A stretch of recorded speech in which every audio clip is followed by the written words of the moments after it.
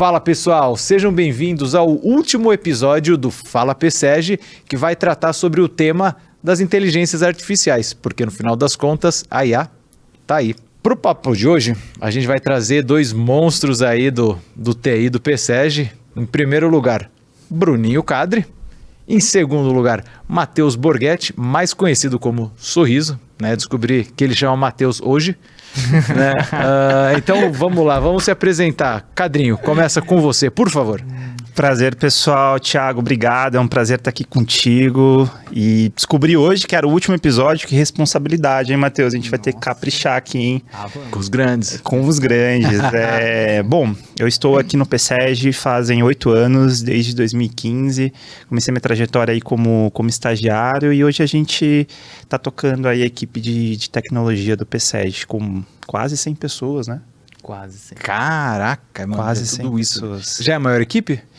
Cara, o relacionamento e o TI disputa bastante, né? É uma briga boa. Sempre ali, né? Lado a lado. Eu acredito que o relacionamento ainda é a maior, mas estamos aí na busca, né? Isso aí. Caraca, sorrisão. Bom, Matheus, olá pessoal, que prazer estar aqui, obrigado pelo convite. Obrigado pelo convite, eu sou o Matheus, mais conhecido como Sorriso, né, Thiagão? Descobriu hoje. Bom, estou no PSEG aqui desde 2017, sempre no departamento de TI também, ao lado do Bruninho, que vem fazendo um excelente trabalho aí, liderando a equipe de produtos e vamos embora. Cara, e moçada, pra começar... a gente tá até discutindo um pouco isso daqui antes no backstage. Cara, tem uma puta confusão, né? Entre uma tecnologia avançada e o que de fato é uma inteligência artificial, né? Sim. Vocês conseguem explicar isso de forma sucinta? Difícil a pergunta, hein? Eu acho que a gente pode entrar numa polêmica aqui, dizendo que realmente nem tudo que tá no mercado aí que se diz inteligência artificial é de fato uma inteligência artificial. Eu defino inteligência artificial como a capacidade de um software ter um aprendizado com as experiências e interações humanas que ele tem. Então, se você tem um software que ele consegue ter uma interação com um ser humano e aprender com essa experiência e se codificar sozinho para que essas experiências perpetuem dentro desse software, aí eu posso definir isso como uma inteligência artificial. Perfeito, cara, perfeito. Acho que é isso mesmo. Ele aprende, ele consegue ter criatividade, ele consegue tomar decisões. E justamente isso é o que define a inteligência artificial. Então, nós podemos ter, sim, algoritmos super complexos, mas que não necessariamente ter essa habilidade, essa capacidade de aprendizado. Muito legal. Com certeza. Assim, ao longo dos episódios a gente discutiu bastante, né, obviamente, a trajetória da inteligência artificial e como ela tem afetado as áreas de cada um. Então a gente já conversou com galera de marketing, conversamos com meus parceiros de design, galera de dados, assim, todo mundo. Ultimamente, o que vocês têm mais sentido aí do lado de vocês? Até agora, a gente gravou um episódio antes desse, né, com a Ingrid, e ela estava falando, né, sobre como recrutar esses profissionais, né, essa tech recruiter, né, e o que vocês sentem? O que mudou no dia a dia, sei lá, mais marcante aí? Olha, acho que nós estamos na ponta da lança, né, sobre esse assunto. Claro, hoje a IA está muito mais democratizada. Hoje, com o próprio ChatGPT e outras concorrentes, né? Tem o Bard do Google. Então, qualquer pessoa consegue utilizar a IA no dia a dia. Tá. Mas, quando a gente fala sobre desenvolver novas soluções que sejam integradas com essas inteligências artificiais, aí que a gente começa a falar de revolução de fato. Então, hoje nós temos diversas iniciativas aqui dentro do PSEG que já estão trabalhando com inteligências artificiais. Acho que a pioneira aqui foi realmente a Skylar, que acredito que vocês devam ter conversado com os monstros Luana e Guerreiro. Lu e Lu, a dupla. Mas hoje a gente sente que a inteligência artificial, ela está trazendo, ela está, na verdade, aumentando e expandindo o que nós... área de tecnologia e desenvolvimento de software conseguimos fazer, né? Então, hoje nós temos uma iniciativa focada na parte de CRM, né? De do nosso sistema interno, que é o Humaniza, né? Carinhosamente chamamos de Humaniza, onde nós estamos fazendo um algoritmo onde nós conseguimos ter previsão, né, de cancelamentos, Puta, de que clientes. da hora. Sim. Baseado em quê?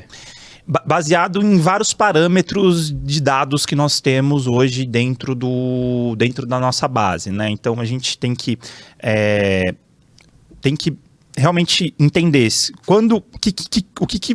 qual que é o padrão de um aluno que cancela. Puta, que legal, velho. Então a gente sabe que um aluno que cancela, que é um aluno que vai ser desistente, ele provavelmente fica sem pagar um tempo a mensalidade, ele fica um tempo sem assistir a aula, ele fica um tempo sem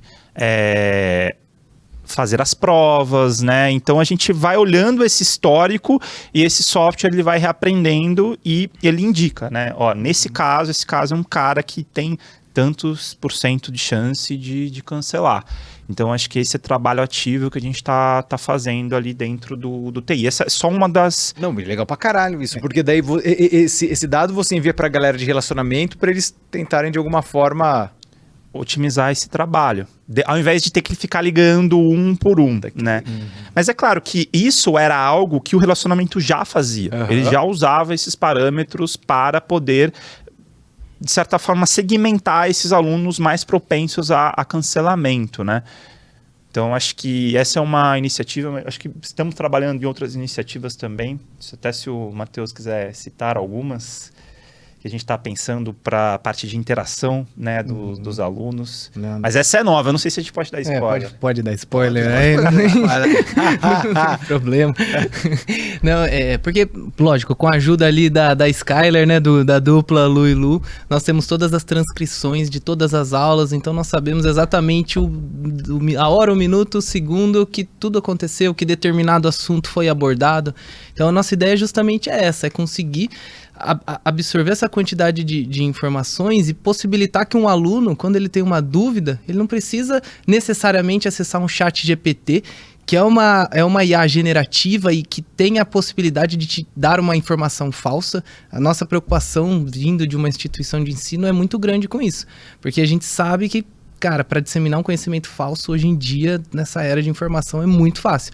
Então a gente quer cortar isso, a gente quer que o aluno ele tenha acesso a uma fonte de dados verdadeira e segura, e através de algum assunto a gente consiga trazer momentos da aula, highlights, e até uma explicação, uma contextualização desse assunto que essa pessoa está buscando, e que ela possa acessar diretamente e ter acesso ali na aula da explicação de um professor que tem qualidade dos cursos que o MBA oferece. Tem bagagem, né? Currículo, principalmente. Acho que essa é um dos grandes desafios que as IAs generativas vão ter que enfrentar nos próximos anos, né? Acho que a gente já chegou num nível onde elas conseguem aprender, conseguem entender a linguagem humana e conseguem apresentar resultados, mas ainda não há uma segurança, uma regulação, algo que realmente traga essa confiança de que aquela informação é verdadeiramente real, né? Acho que há diversos casos, eu mesmo já passei por casos parecidos de que o próprio ChatGPT, ele inventava referências bibliográficas. E isso, assim, quando a gente se trata, principalmente de educação, né? Não só de educação, mas de diversas áreas, de produção de conteúdo e tudo mais, isso é um problema muito grave, né? Então, enquanto a gente não tiver essa confiança 100%, essa solução vai nos ajudar. Porque hoje a gente tem uma bagagem de conteúdos de professores que estudaram, professores que têm um currículo fantástico, são realmente a elite intelectual do nosso país. Então, com isso, aliado com a tecnologia que o ChatGPT consegue nos propiciar, acredito que a gente vai conseguir entregar algo bem legal nos próximos meses aí, né, Sorriso? Não, perfeito. Falou tudo, Cadrinho. Vou usar suas palavras, tá? A gente tendo a elite do nosso lado, nós como responsáveis ali pela parte tecnológica, não podemos deixar que a inteligência artificial atrapalhe. Ela tem que vir para ser um potencial a mais, ela tem que vir para somar. Então essa é a nossa grande preocupação. Não, puta, e o Kader tocou num ponto interessante, né? Porque Pô, a gente com o PSEG. Então a gente operacionaliza, por exemplo, os MBAs, os PESALC. A gente tem uma... Puta, não é uma obrigação, é assim, sabe, de entregar um conteúdo realmente nem relevante, cara. Tipo, é um conteúdo de qualidade, né? E no papo que a gente teve com os professores no começo, eu lembro do professor Alexandre falar justamente sobre esse ponto que o Kadri levantou, que eu não sabia, né? Que, por exemplo, o chat, o GPT, ele puxa um banco de informações até certa época e assim, tipo, é aquilo, né? Ninguém checou se é verdadeiro ou não, então é nossa obrigação moral, né? De fazer essa curadoria do que a gente tá passando à frente, né? Sim. E por ter ganhado esse hype ultimamente, tá meio fora de controle, né? Nossa missão. Pode ensinar qualquer bobagem. Exatamente. Então pensa assim, se um dia eu puder realmente aprender um conteúdo, mas de maneira confiável. Pô, aí beleza. Agora, se eu não sei que se é confiável aquilo que eu tô aprendendo, até onde... Qual que é esse limite, né? Até onde eu posso confiar nessa tecnologia? E uma discussão que está bastante vigente, né? Inclusive, foi até alvo de certas discussões entre os maiores CEOs aí, pessoal que realmente comanda grandes empresas, né, de tecnologia no mundo, sobre a velocidade que essa tecnologia está avançando. Sem nenhuma regulação, sem ninguém estar realmente vendo o potencial perigoso que isso pode causar. Inclusive, teve uma carta aberta onde o próprio Elon Musk, que participou, né, ele foi um dos fundadores da OpenAI, né, ele foi um dos primeiros investidores ali, e hoje ele é um dos caras que mais está preocupado com isso, né, que fala sobre os perigos da inteligência artificial. Eu acho que com certeza há o perigo, a gente não sabe também se ele tem outros interesses por trás, né? Sabe, esse jogo é maluco, é complexo demais pra gente, né? Acho que nos bastidores devem ter muitas coisas, mas eu acho que, assim como a gente começou faz um tempo falar sobre LGPD, sobre a importância da proteção dos dados, da proteção das privacidades, eu não duvido que em breve, inclusive isso já está sendo discutido pela União Europeia, que em breve haverão regulações também nessa parte de inteligência artificial, focando justamente nessa questão das fake news e tudo mais. Eu acho que só não tem ainda porque ninguém conseguiu resolver, né? Aqueles dilemas de... Tipo, como resolver, né?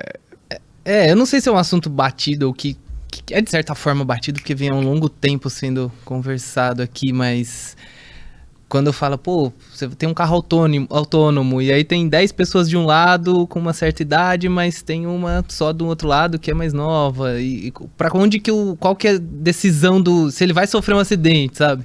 Então acho que ninguém conseguiu resolver isso ainda, por isso que eu acho que ainda não tem.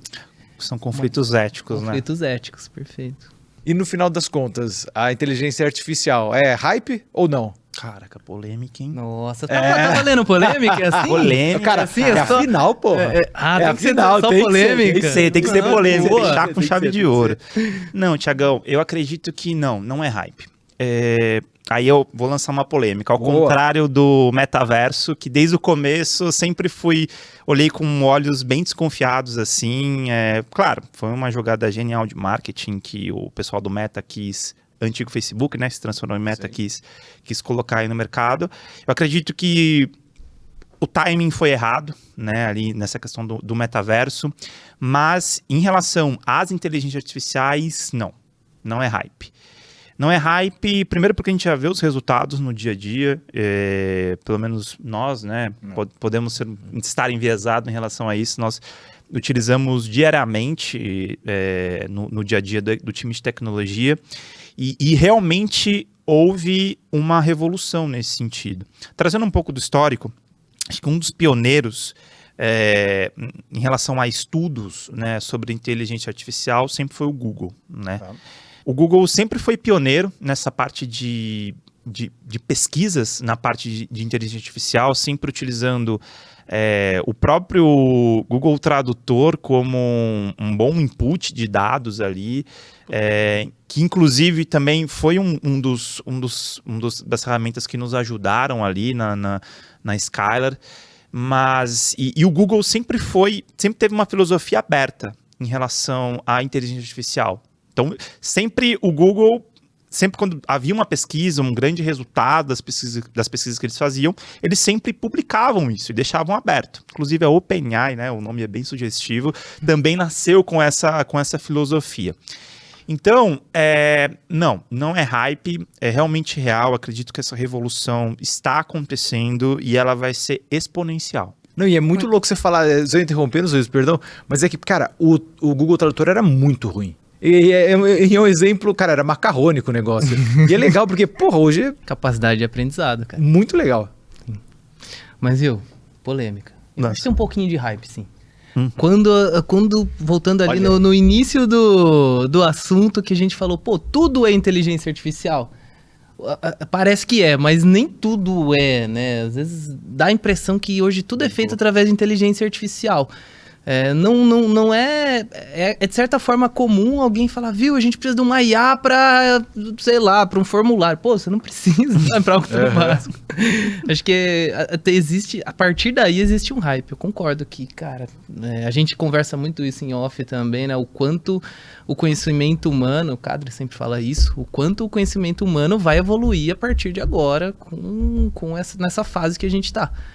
Mas eu acho que tem um hypezinho, sim. Não, bom, bem colocado, Sorriso. Acho que tem um certo hype.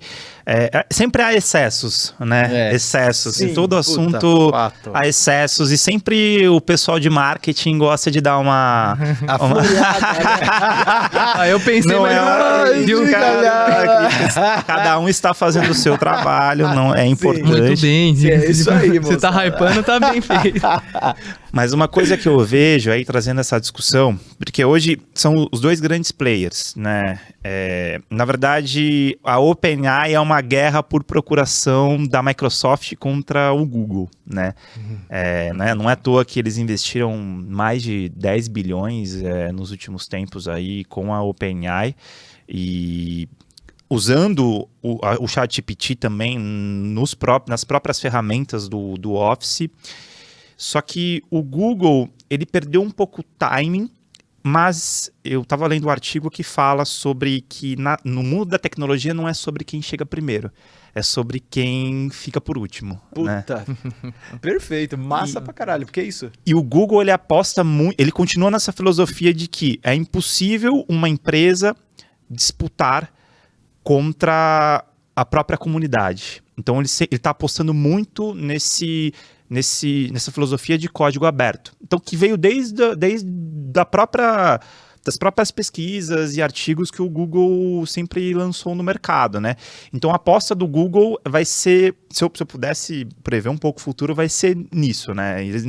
Provavelmente ele não vai focar em criar um produto que seja extremamente monetizável, que é o próprio ChatGPT, que é para onde o ChatGPT está indo, mas ele vai focar em iniciativas de código livre, de código aberto, para poder disputar com o ChatGPT. Então, acredito que vai ser uma briga boa. Mas o Google não é um player muito a ser menosprezado, né? Já se provou, né? Já se provou, com certeza. E você falou... agora do Office, a gente estava conversando. Você falou que tem uma inteligência massa, né, da Microsoft. Você explicou um pouco por cima. O que é isso daí? Você está falando do Copilot, né? Isso, do Copilot. Bom, e aí vem o quanto a Microsoft, por enquanto, está na frente nessa corrida.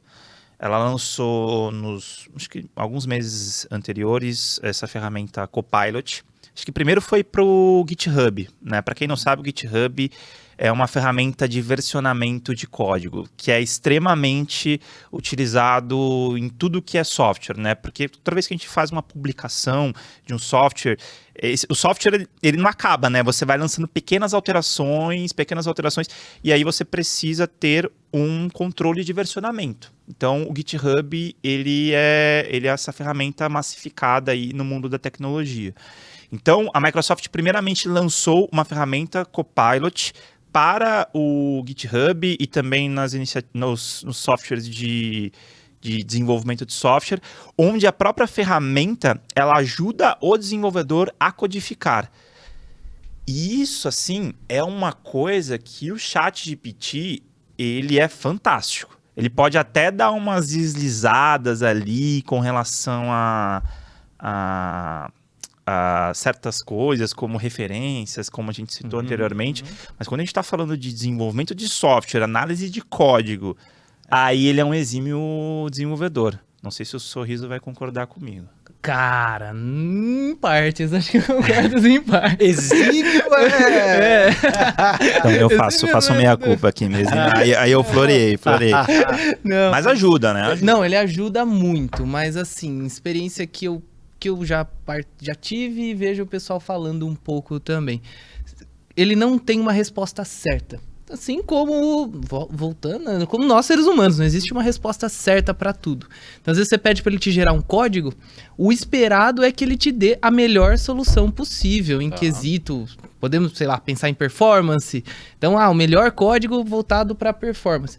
Mas não necessariamente ele te dá isso. Você pode falar, cara não, né? Chat, melhora aqui esse Já código. Tá amigo dele. Tudo né? bem, né?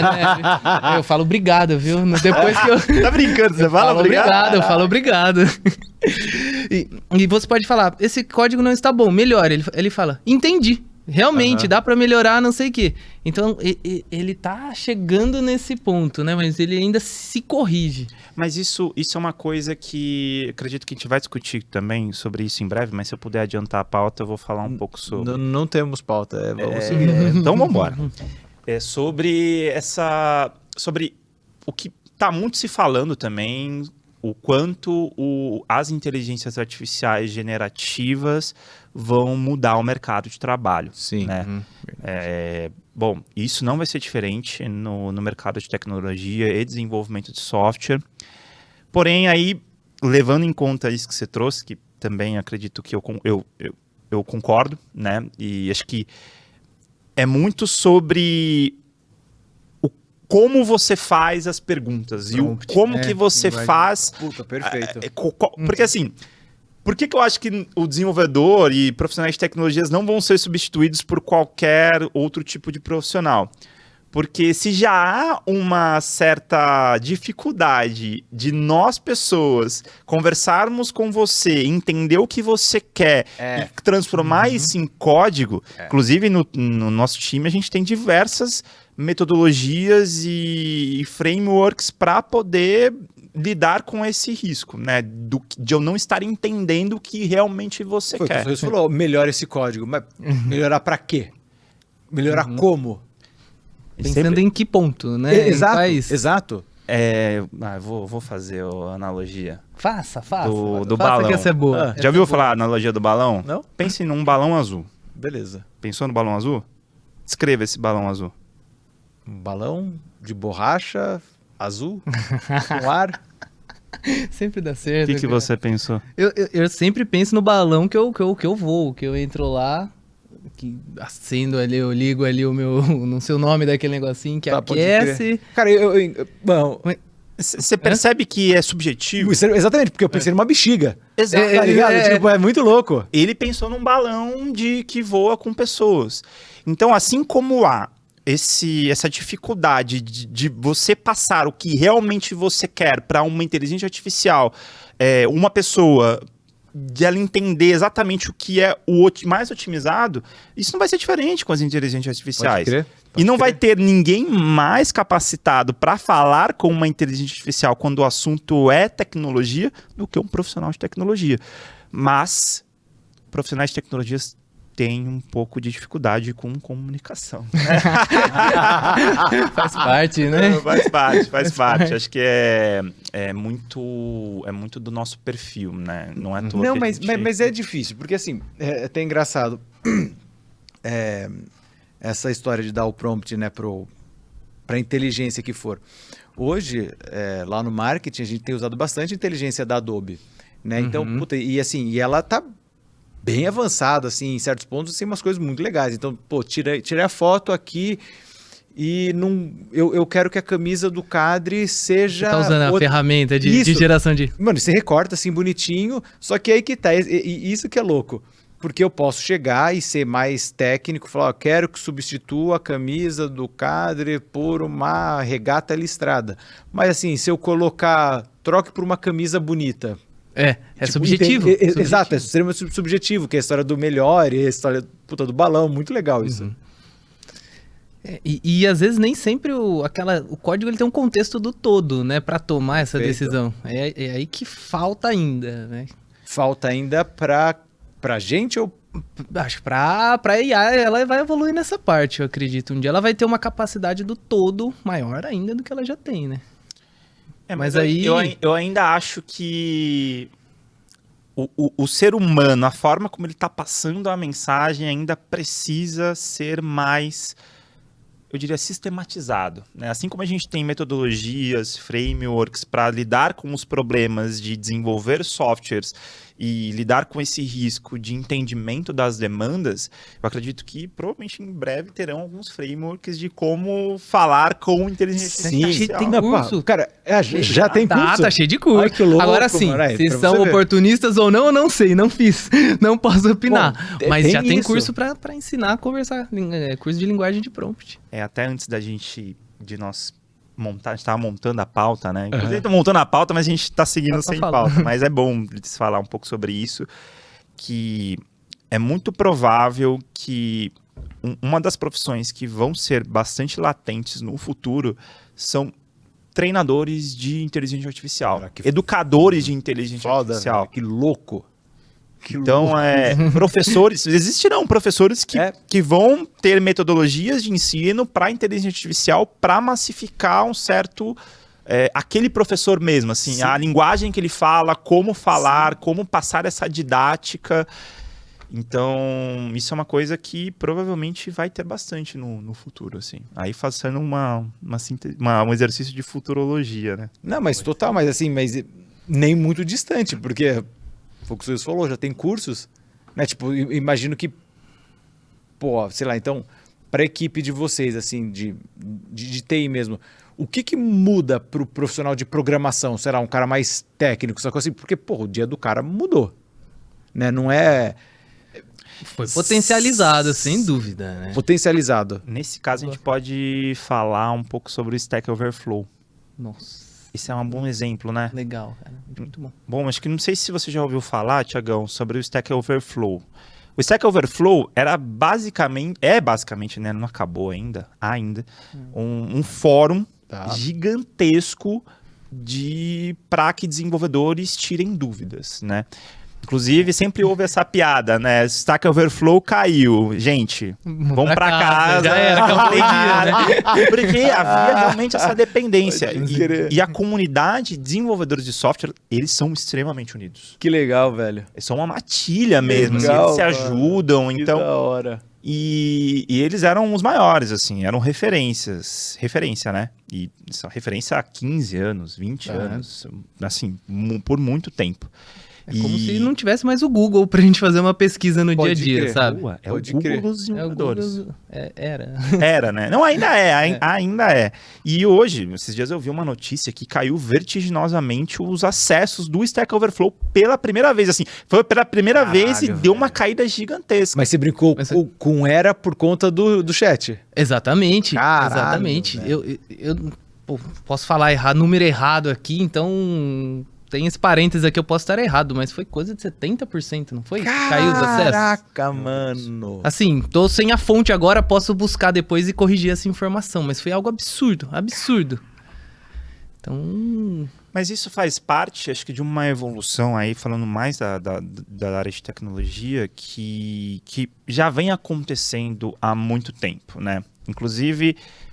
quanto mais evolui, quanto mais demandas, quanto mais você tem digitalização das empresas, mais você precisa fazer com que as linguagens de programação estejam mais próximas de uma linguagem humana. Certo. Se a gente for voltar lá no passado, inclusive o Alan Turing foi o primeiro, foi o pai, falam que é não só o pai da computação, mas o pai da inteligência artificial, onde ele criou o primeiro computador que conseguia decodificar o que na época eles chamavam de enigma, né? Que era a máquina criptografadora, não de criptografia alemã, porque, bom, você passar uma mensagem para um certo navio, para fazer, você precisava de um telégrafo que passava mensagens codificadas para que os inimigos não pudessem interceptar, né? E se você for assistir esse filme, inclusive eu indico esse filme para todo mundo que gosta desse assunto, é um filme fenomenal que fala sobre a história do Alan Turing, inclusive que era um cara extremamente difícil de lidar, né? Mas era um cara extremamente inteligente. E você vê, o que era a máquina decodificadora era era por cartão perfurado, era uma loucura, é por válvula, né? Não é cartão perfurado, era válvula. Então eles tinham que programar por válvulas. E daí você foi evoluindo, aí teve o COBOL, o Fortran, que era um cartão, que trabalhava com um cartão perfurado. Aí você conseguiu ter as primeiras linguagens que eram digitadas, né, com interface. Não tinha interface, Tiagão. A interface era furar um cartão e aí, putz, imagina se desse um erro, tem que voltar a furar tudo de novo. Mas você sabe que só um outro parênteses aqui, que o professor Pedro, o fundador do PSEG, o PSEG nasceu, acho, em berço de tecnologia já, porque ele já mostrou pra gente os cartões que ele programava também, assim. E aí eu perguntei um dia pra ele, eu falei, professor, quando errava? Ele, ih, rapaz. aí já era, né? Começo tudo de novo. E aí, assim, se você olha o histórico das evoluções das linguagens de programação, você vê isso, né? Você vê cada vez mais a linguagem se aproximando da linguagem humana. E eu acredito que as IAs generativas provavelmente serão a última etapa disso. Legal. Então, você não vai ter, provavelmente, alguém lá codificando linha por linha de código. Você vai ter uma pessoa dizendo o que é necessário fazer, faça o sistema com essa arquitetura, dessa forma. Claro, ela vai ter que saber, né, o que ela está fazendo, o que ela está falando, ela vai ter que falar em termos técnicos para que a inteligência artificial entenda, né, de uma forma clara, e a própria inteligência artificial vai gerar esses códigos, o que, de certa forma, já está acontecendo hoje, né? Já tem algumas Quando vocês dizem hoje, tipo, hoje no mundo ou hoje até aqui no PSEG?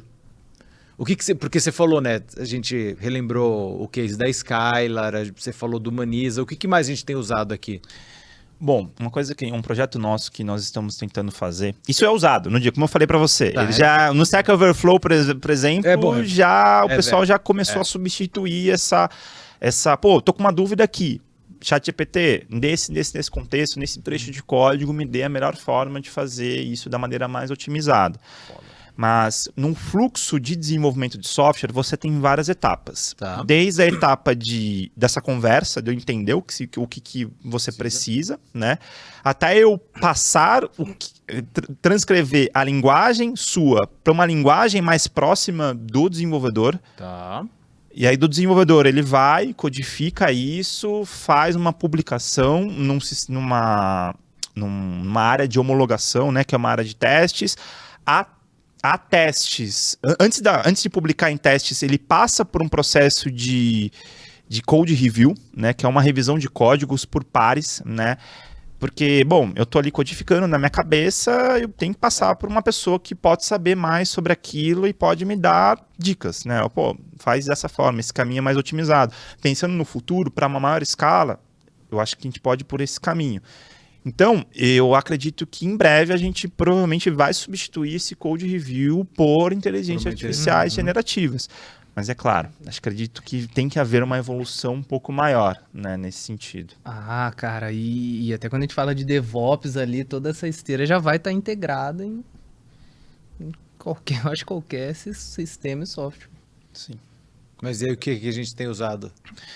Bom, a gente está começando a utilizar o Copilot, né, do GitHub mesmo, disponibilizando ali. Na verdade, a gente estava utilizando, aí o GitHub falou, agora eu vou cobrar.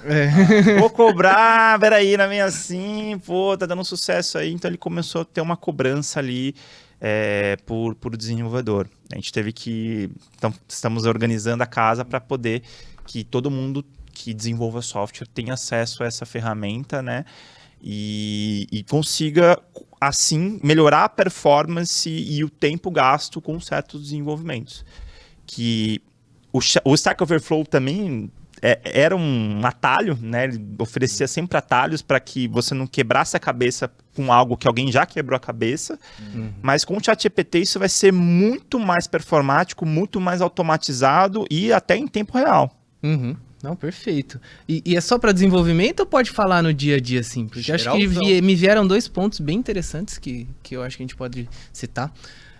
Normalmente nesse fluxo que o Kadri falou, ele se inicia com o levantamento das informações. É ali que você define regra do jogo e tudo como essas regras vão impactar ali no ali software. Que você entende realmente a cor do balão. Exatamente, perfeito. Nossa, essa aqui foi sensacional, cara, sensacional. Então é ali que a gente sabe que o balão é a bexiga e não é pra você entrar nele e sair voando. E normalmente no dia a dia mesmo, a gente chama isso de histórias de usuário, então a gente cria essas regras, traz dados, uma motivação, coloca essas regras do jogo, e a parte importante são os cenários de teste. Eu gosto de usar isso no meu dia a dia para ChatGPT, essas são as regras do jogo. Crio cenários de teste para mim com base nessas regras. Lógico, ainda não tenho a confiança de não validar as informações, mas já trabalho pesado. Trabalho pesado, ele fez. Porque a regra tá ali. Então ele só precisa o quê? Interpretar e me mostrar um caminho para que a gente faça esse teste. Eu acredito que um outro uso que já percebi esse uso em certos momentos, até no meu dia a dia, é sobre validações. Tá. Quando a gente quando a gente está pensando num desenvolvimento de um sistema, a gente sempre está lidando com suposições. Suposições de problemas e suposições de solução. Às vezes, nem toda solução resolve um problema. E nem todo problema é realmente um problema. Certo. E para que a gente economize tempo no desenvolvimento de software, você precisa validar aquilo da maneira mais rápida possível. Tá. E o ChatGPT é uma ferramenta muito legal para que você... Beleza, eu tenho um problema e eu quero testar uma solução. Eu tenho diversas soluções. Tenho milhões de soluções que podem resolver um problema. Qual que é a solução mais otimizada? Às vezes você só vai saber aprendendo com os erros dos outros ou aprendendo com os seus próprios erros. E aí o conceito de fail fast, de falhar rápido, é muito importante você ter isso em mente. É muito importante você pensar numa maneira de testar aquilo o mais rápido possível para poder não gastar tempo. Porque desenvolver software não é igual fritar pastel, cara. Desenvolver software não é me dar um de carne aí e vamos lá e daqui 2 minutos está pronto. Desenvolver software envolve muito trabalho de criatividade, tanto quanto, você sabe, né, Thiagão? Sim, não, sem dúvida, é uma área diferente, mas sem dúvida é... Então, assim, leva tempo, e aí tempo é dinheiro, né?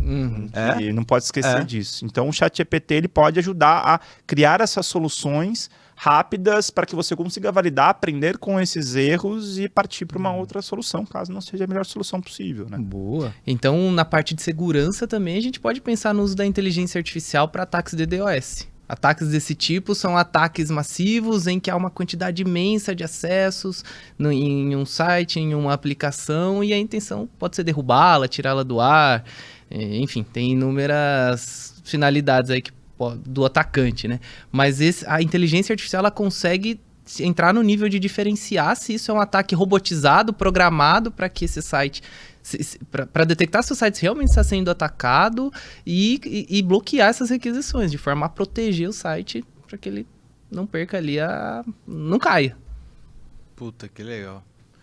Pô, moçada, o papo foi denso, hein? A gente foi longe, né? Nossa, foi legal pra caramba. Então, o nosso diretor já cobrou a gente 3 vezes aqui. 3? Né? Por isso que eu olho meio pra cá, aí eu não vejo. Sendo censurado. A gente precisa finalizar. Mas, moçada, obrigado. O papo foi muito construtivo e fechamos com chave de ouro aí a série da IA tá aí. Então, puta, em breve, quem sabe vocês não aparecem aí mais vezes pra gente conversar sobre outro tema. É um prazer, Thiago. Prazer, Thiagão. Pessoal, obrigado. Foi sensacional. Moçada, valeu. Gente de casa, valeu e até a próxima.